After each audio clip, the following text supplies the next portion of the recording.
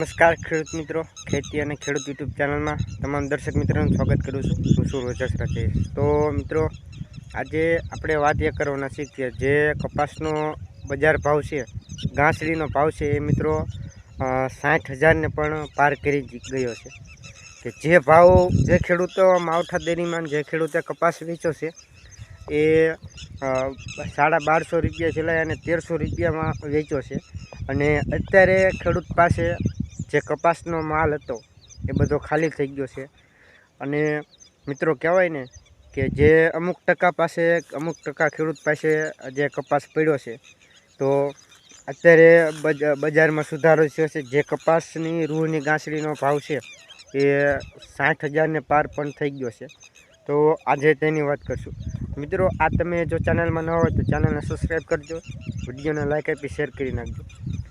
તો મિત્રો, જે આપણે વાત કરવી કે જે ઘાસડીનો ભાવ છે એ 60,000 રૂપિયા કરતાં પણ વધારે છે. અને જે માર્કેટિંગ યાર્ડમાં અત્યારે કપાસનો ભાવ છે એ 1800 આજુબાજુ સપાટીએ પહોંચી ગયો છે. એટલે કે 1750 લઈ અને 1800 રૂપિયા સુધીની સપાટીએ પહોંચી ગયો છે.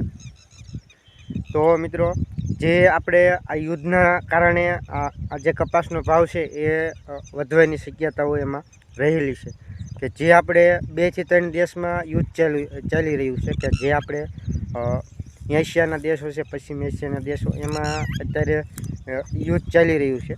કે જેના કારણે અનેક વસ્તુઓ મોંઘું થઈ ગયું છે. જેમ કે પેટ્રોલ, ડીઝલ છે, ગેસ છે, રાંધણ ગેસ છે, વગેરે જેવા જે ગેસો ઉત્પન્ન થતા હોય છે, એમાં જે ગેસ બનાવવા માટે મટીરિયલ જે આવતું હોય છે એ પણ મોંઘા થઈ ગયા છે.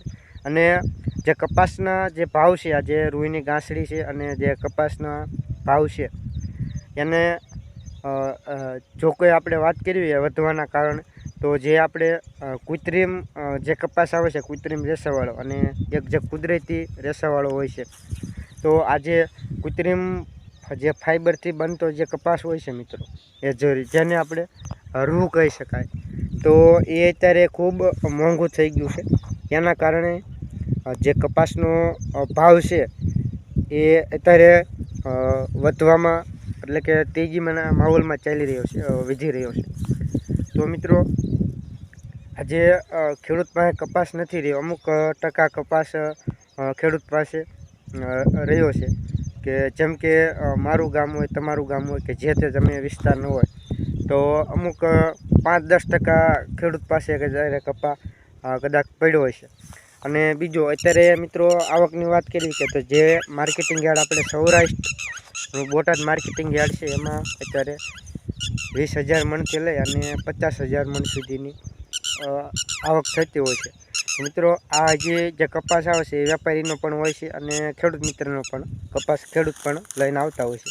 તો આજે આ ખેડૂત મિત્રો છે અત્યારે જે કપાસ લઈને આવે છે માર્કેટિંગ યાર્ડમાં, તો આમના માટે જે એક ખુશીના સમાચાર પણ કહી શકાય. કેમ કે જે કપાસ આપણે 1200 રૂપિયાથી લઈ અને જે કપાસ 1400 રૂપિયા સુધી આપણો કપાસ વેચાતો, ખેડૂતોનો કપાસ વેચાતો, જે ખેડૂત રાતને દિવસ મહેનત કરી અને કપાસ પકવતા હોય છે, એનો કપાસ 1200 રૂપિયાથી લઈ અને 1400 રૂપિયા સુધી વેચાતો હોય. તો અને જે અત્યારે સુધી કપાસ જેને સાચ્યો છે એમને એક સારામાં સારો ફાયદો થયો છે.